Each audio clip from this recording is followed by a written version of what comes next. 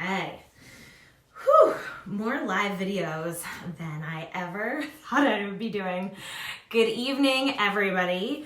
Thank you for tuning in for let's give it a few minutes and let some people tutorial. Okay. Well, I do have like a little thing that I would like to read because, you know, lots of people have been asking us for a tutorial for face masks for the last few days, and believe me, I have seen a bazillion of them, and they're all different in their own ways. For those of you who know us really well, especially for those of you who have taken classes with us, you know that we're not the kind of people to jump on to, you know, a trend. I hate to say that masks are a trend. They're certainly a need right now, but we never just like follow the pack. We try to be leaders, and we do that by doing a lot of our own research and a lot of our own trials.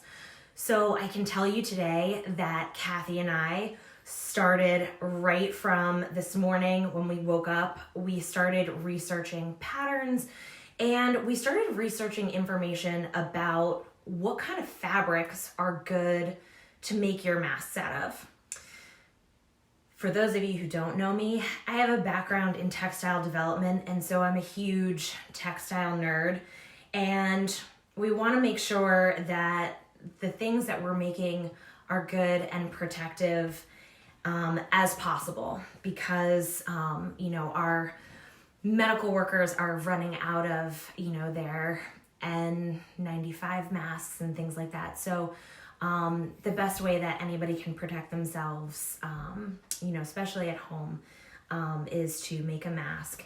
And so we've been researching different textile weaves and compositions and all sorts of components that make the mask safe for our healthcare warriors, right?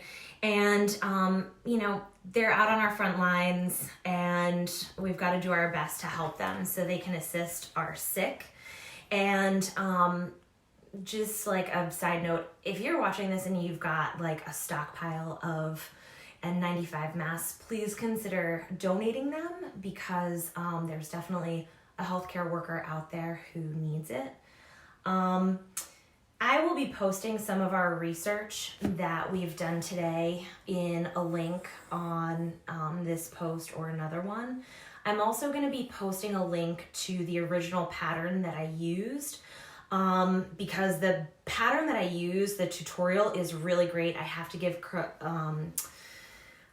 credit where credit's due. So the author of buttoncounter.com, it's a little blog, she made a face mask for herself to help her during allergy season, and her tutorial is phenomenal. I did change one big thing. I changed the mask from having elastic ties to having physical ties, because honestly, we have sold out of all of our elastic, and it's hard for us to get more. Some customers have said to us that, you know, they're having trouble finding elastic, that, you know, shipping will take 2 and 3 weeks. So desperate times call for innovation, right? So even though ties may not be the most convenient thing, if we've got fabric, we can make ties, and then we can make a mask work, right? So we really love this design that has the pleated feature, because this really can bend around your face. And the other thing that you'll notice as I go through the tutorial is I added a layer of interfacing, and you probably won't be able to see really closely the type of interfacing, but this is a non-woven interfacing that just fuses into the fabric. It's what you would use if you were making a waistband on a dress or a pair of pants or putting in a collar. But I did a bunch of research this morning, and the N95 masks are actually made from a non-woven material. And so of course I looked up like what makes a non-woven better than other things, right? So of course I drew a handy little diagram here for you. Of course, I want to just say that I am in no way saying that these masks that we're making are better than or equal to the N95 ones, but just so you guys can, have a little textile knowledge, because, who am I if I wasn't teaching, right? So basically when your non-wovens are made, all of the fibers are kind of like smushed together, and they are bonded together. And because they kind of create this sort of messy tangle of fibers, any little particles that are trying to pass through get caught on those fibers. Whereas on your wovens, like you would find on just your regular cotton poplin, like you'd be using for sewing and quilting, it obviously has a grid, right? The weave. And there are more spaces that are larger for particles to go through, right? So it'll definitely protect you from like a cough and a sneeze if somebody spits, but that extra layer of the interfacing helps catch like the other little bits, right? Also, I think these are all brilliant because it's completely and totally washable, and the interfacing will really withstand, being washed a lot of times and in really hot water. So those are the little changes that I made to our mask. So finally, I'm done, blah, blah, blah. Let's get sewing.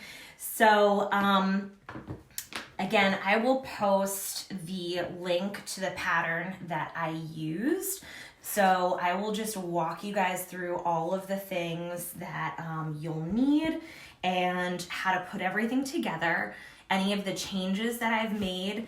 And also remember that, you can get all of these supplies on smilespinners.com.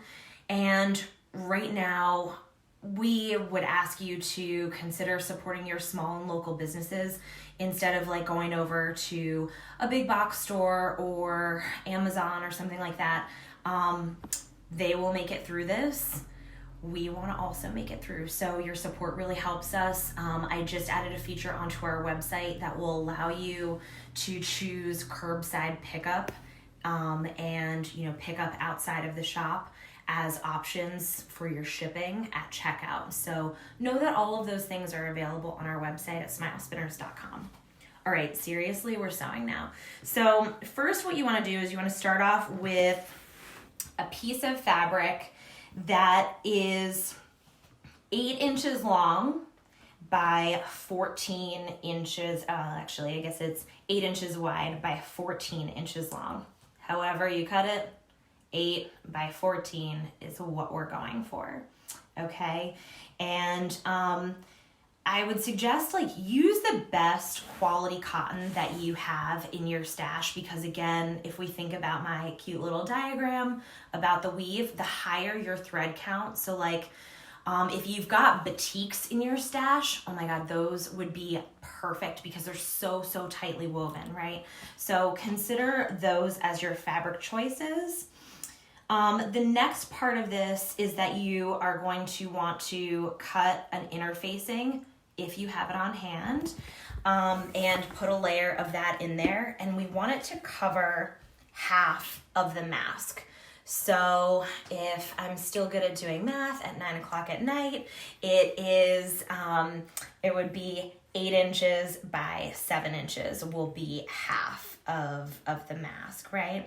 So let's head over to our pressing station and iron this on. All right, here we go. Thank you for being such a good cameraman. Holla to Caleb, who is my behind the scenes guy right now.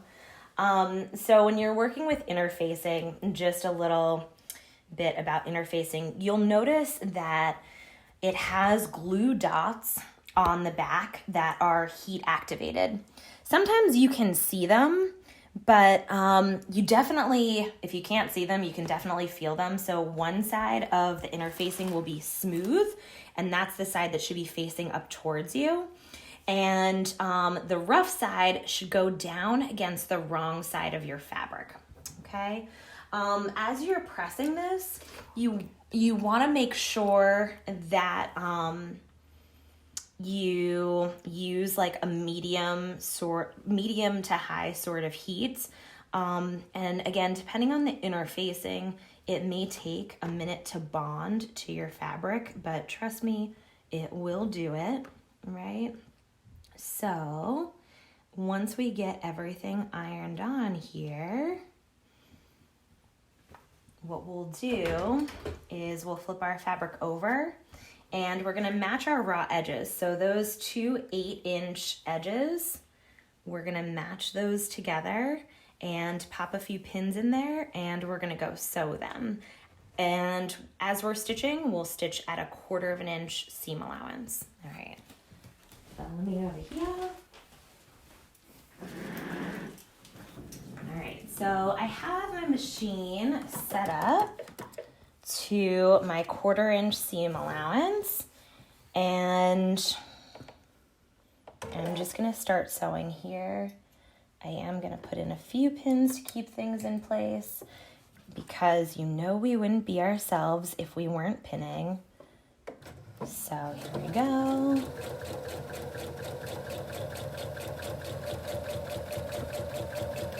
Take out your pins as you go. I'm sewing tonight on Simone, my FAF 5.2. She's so wonderful that she'll do a back stitch for me.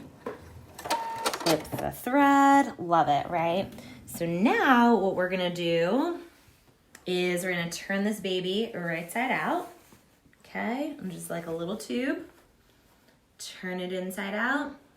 And then it's back to the pressing station, right? Come on, Caleb, let's go. Beep, beep, beep, beep, beep, beep, beep. You're so good to follow me around the studio, guys. I hope you know what a good team we have been through all of this, really helping each other out. Okay, so that seam that we just made is along here. And this is a sample. You can see a little bit of my salvages sticking out, but that's okay. I'm gonna roll this between my fingers and get that seam out there nice and straight, because even though we're making these quick and we're donating them, our quality is still super important, right? And it doesn't take any more time to press things out and have a really nice finished project, right? So I'm gonna spray it. And we do that just to get a really nice, crisp fold there. Boom, good to go. All right, we're ready to fold it up now. All right, if you want to go back over there. Yeah, definitely. So the next thing that we'll do is we're going to create those pleats, right, that we had on our mask over here, right? And the pleats are important because that is what lets the mask expand around your face. And so to do that, what we want to do is we want to find that edge that we just stitched right here. You probably can't see it because I did such an awesome job pressing, which is totally the goal, by the way. And I'm going to take my ruler and I'm going to measure from that bottom edge. I'm going to measure up 1.5 inches. And I'm using the Creative Grids ruler. It has a built-in 1/2 inch on the other side, which I love. So again, we're going to measure 1.5 inches from that bottom edge where our seam is. And I'm going to take my marking tool and I'm going to use chalk just so you guys can see it a little bit easier. Originally I used the blue water-soluble marker. These are wonderful. If you spray them with water, they'll wash away. But it's definitely a little bit harder to show up on camera. So there's my first line. The second line is gonna be 1 inch from that original mark, okay? So we're gonna flip our ruler around. We're gonna draw that mark. And these two lines are gonna meet each other. And we're gonna tuck this excess to the inside of the mask. So an easy way to do that is just fold on that first line and then bring it to meet that second line. And then we're gonna put our pins in because we wanna keep our mask nice and held together. So what this creates is it creates a little pleat that is a half an inch deep. All right. Now what we're gonna do next is from this fold line, we're gonna measure half an inch and draw a line. And that gives us a little bit of space between our pleats. All right, so I've got that. I've got a little bit crookedy there. And then from this line, we're gonna measure 1 inch.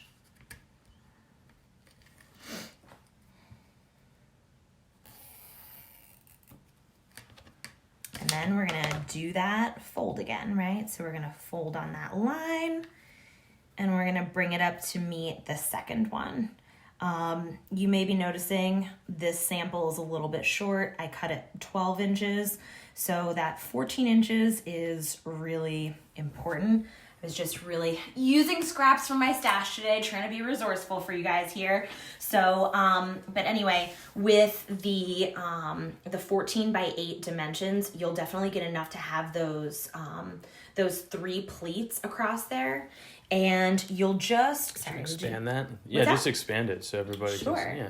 So yeah, so you can actually, I'll wear it. Yeah. So like you can put it on, and actually under my glasses may be better, then they won't fog up. But it expands around your face. And I did have somebody raise a concern about putting that extra layer of interfacing in there. They were like, oh my gosh, are we going to be able to breathe through that?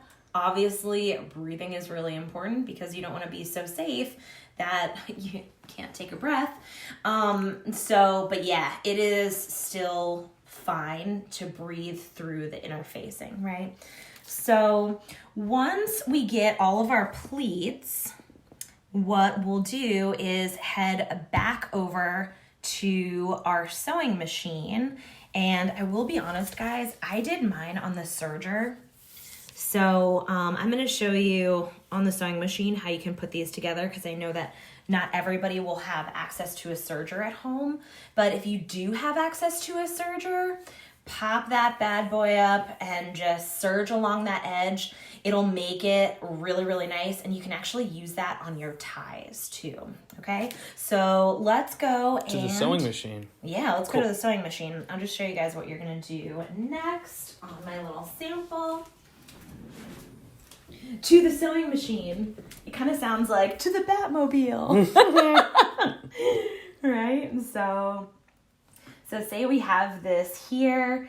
On your sewing machine, what you'll want to do is just baste these down, right? You want to keep them nice and flat while you're adding your ties on. So what I will do is I'm going to actually move my needle position all the way to the right, and you can see that the needle is really close to the edge of the foot right there, which is awesome. And then we're going to change our stitch length from 2.5 to about 3.5 or 4. So nice that it shows it on screen there, too. Yeah, I love that. You can actually see how long the stitch is. I love that. Thanks, Beth.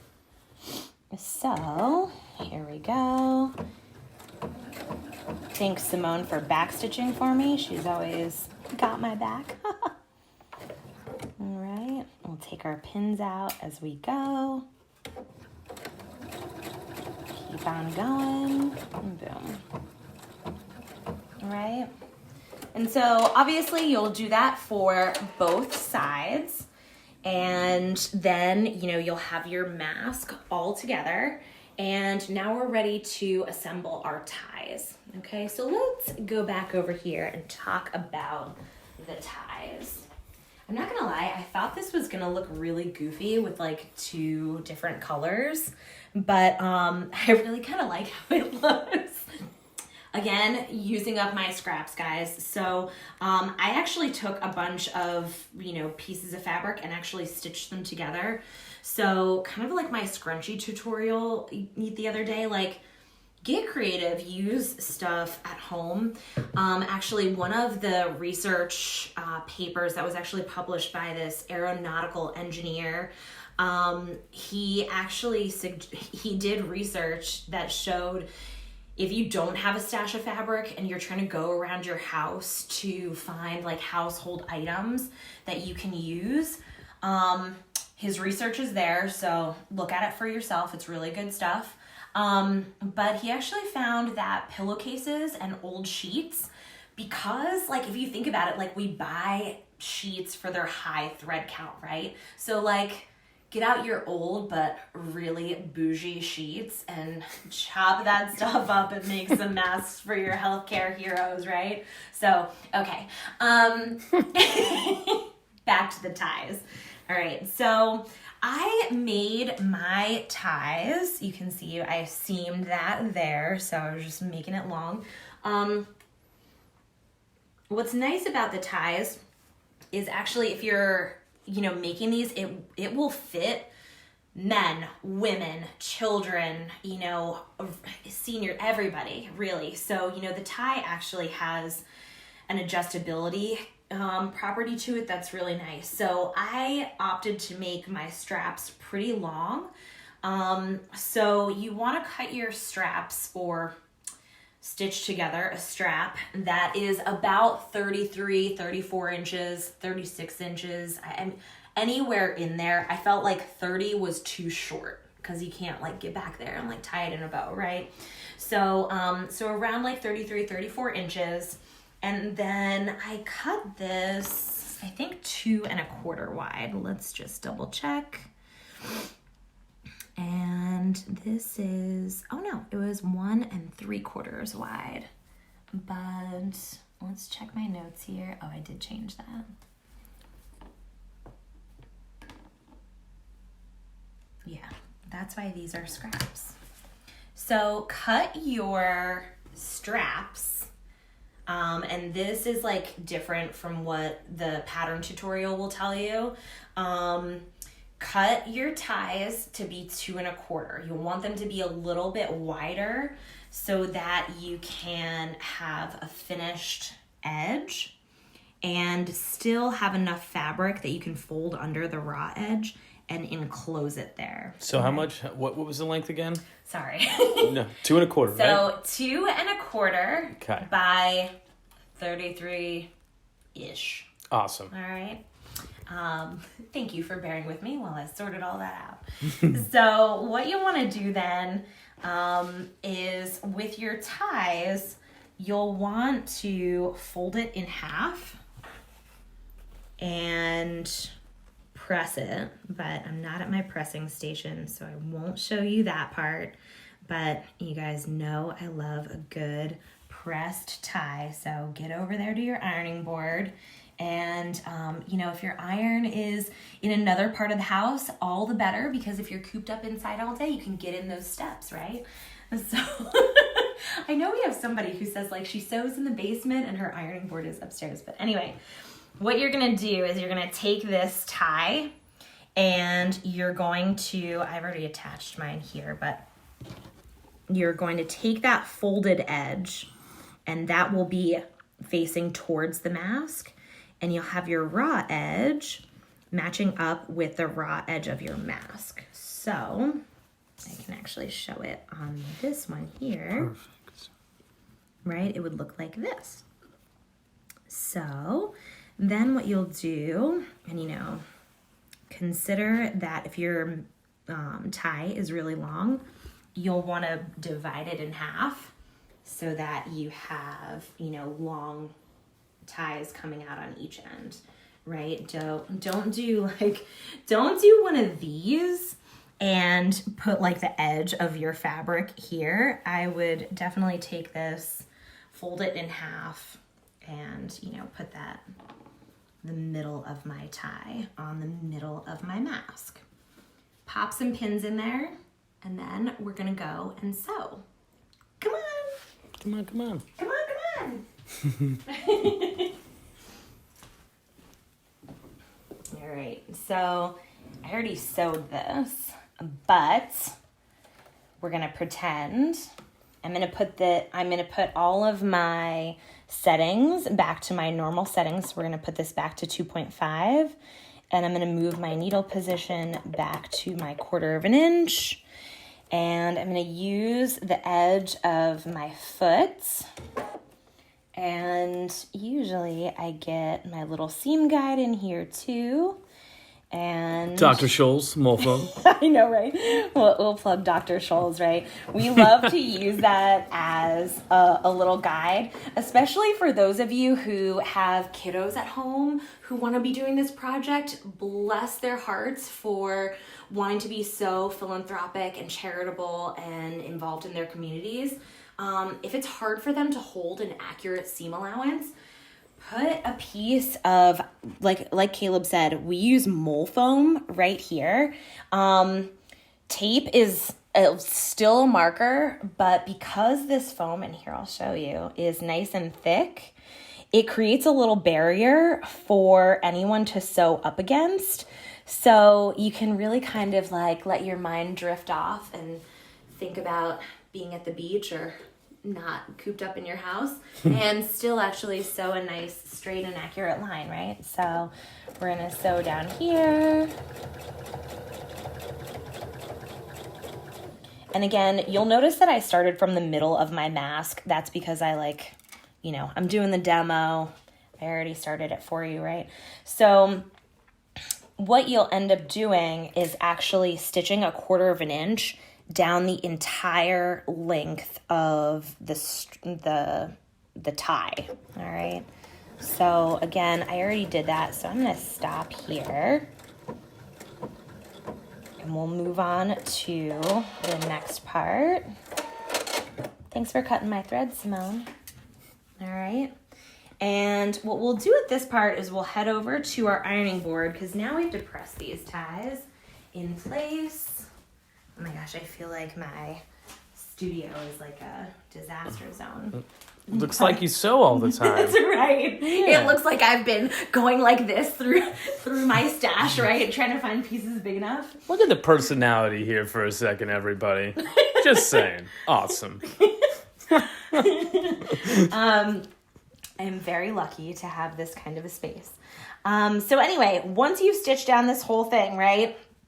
Now we're gonna get our iron going, and we want to press our tie on our mask away from the tie, right? And then we'll flip our mask over. And what we want to do is we want to match the folded edge of our fabric. I hope everybody can see that there, right? With your stitching line. You'll be able to see your stitching line on the other side, which is nice because then you don't have to measure anymore. And we'll press that in place, all right? And then we'll put some pins in. And I didn't even bring any pins over here, but you'll put some pins in anyway. And then what you'll do, and I'll just take these out so I can show you guys, that, after you stitch the whole length of the tie, you'll have this nice little line here, and you want to use that as your pressing line. So I'm just going to fold that in underneath, and I'm going to press that, and that's how we're going to get our raw edge hidden inside of our tie.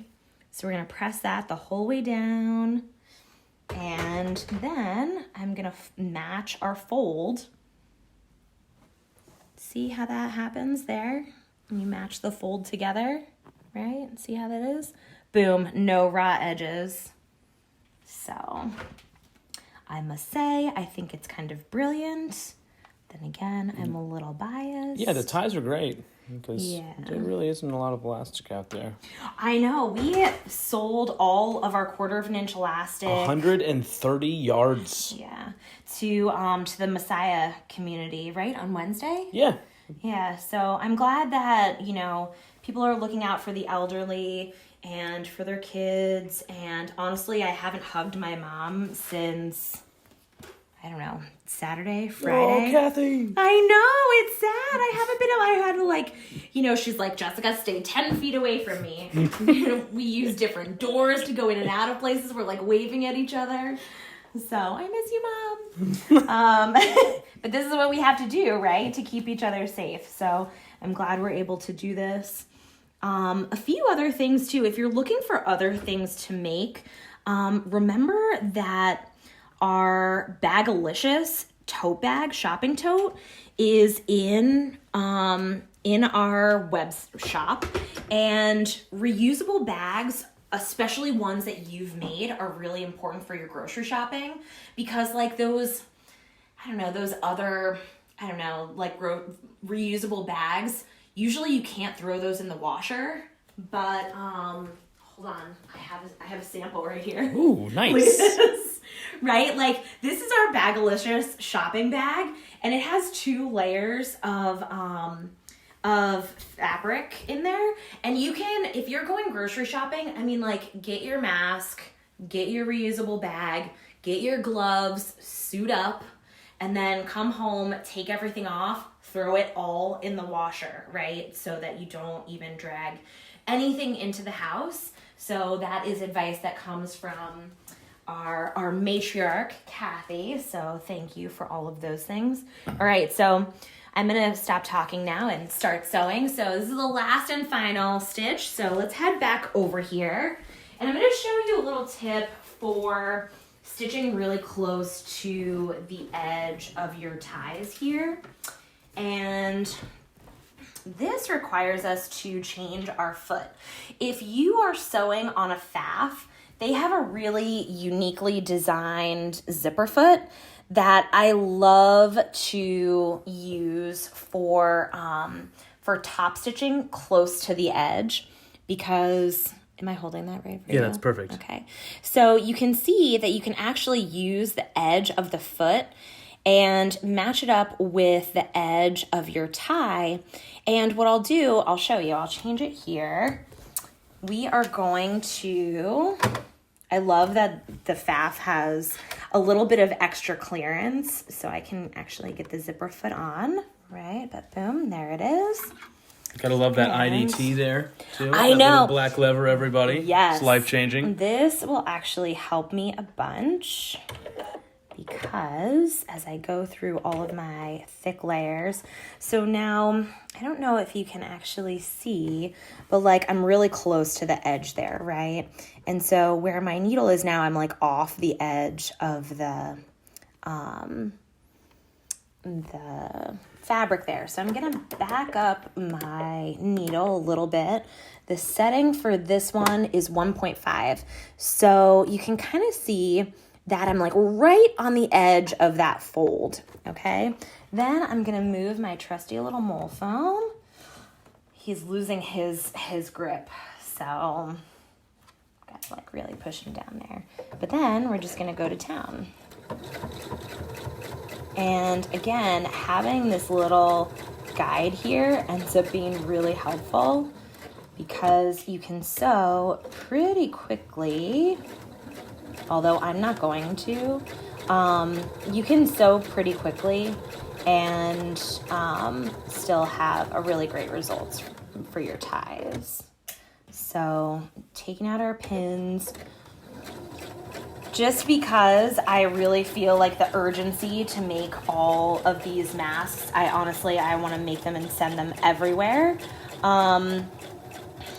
It doesn't mean that I'm going to sew fast, because I feel like these are a gift to our medical workers who are going to be using them, or patients who may be using them, and I want to make sure that for however long they're using them, they're using something that's really, really nice. So I don't want to just like slap a few things together and be like, okay, here, cover your face, because that's just not how I roll. So I'm still sewing slowly, and we're gonna power through all of those layers. Thank you, Faf. All right, I gotta readjust here because I didn't remember to pin this part. Guys, what am I gonna do? So,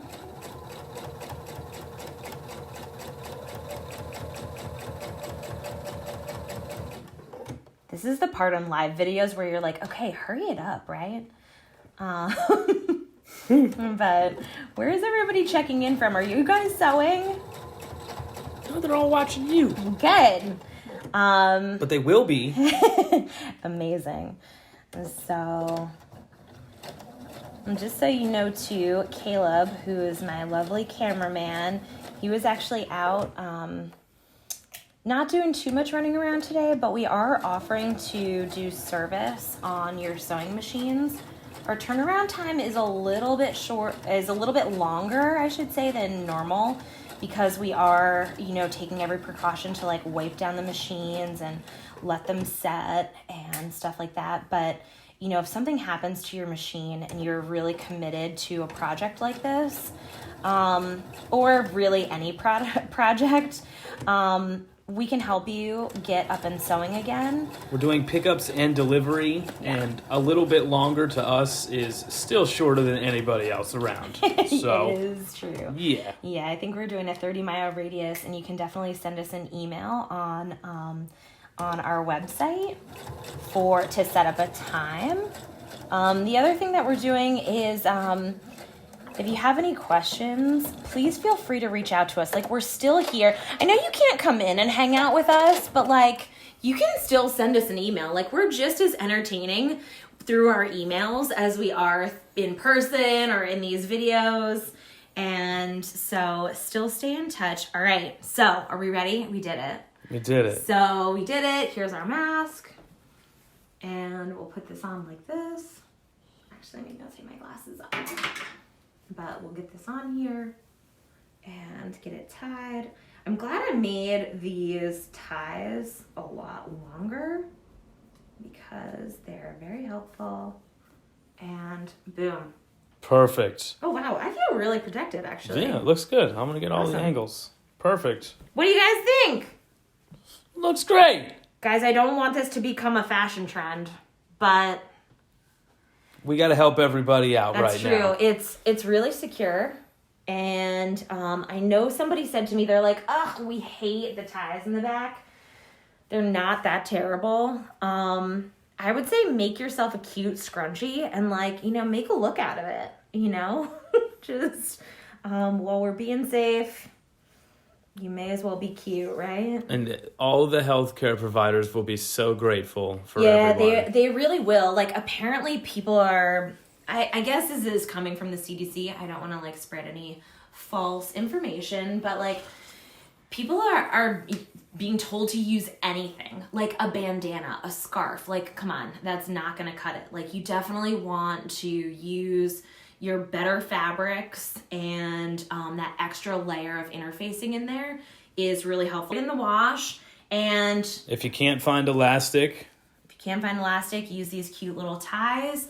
Again, we are going to post all of the links for our research and information, and also the original pattern that I used. We have loads of interfacing, so it's right on the homepage of our website. So go in there and get your curbside pickups. Shop for some fabric while you're in there too. just said you could even use some ribbon for the... Oh my gosh, ribbon is a great idea. Wonder who had that smart idea. It sounds like a Kathy thing. Use ribbon. Yeah, please. Get creative. I'll be answering questions below, so leave them if you have them. But happy sewing. Everybody stay safe and Stay healthy. Stay healthy. Make these for your family members too, for your friends, for the healthcare providers. Please. Always. If you know a healthcare worker, please hug them. They are working Not hug overtime. them right now, but... No, just kidding. Yeah.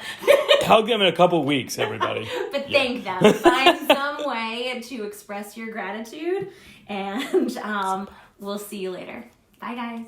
Bye.